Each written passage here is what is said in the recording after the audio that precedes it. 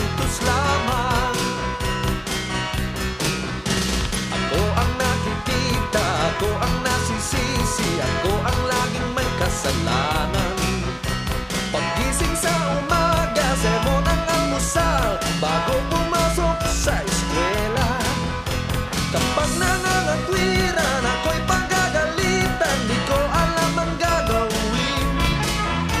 Ako'y sunod-sunuran, ayaw man lang pakinggan, masasaktan ng damdamin. Ako'y walang kalayaan, sunod sa utos lamang. Ako ang nakikita, ako ang nasisisi, ako ang laging may kasalanan.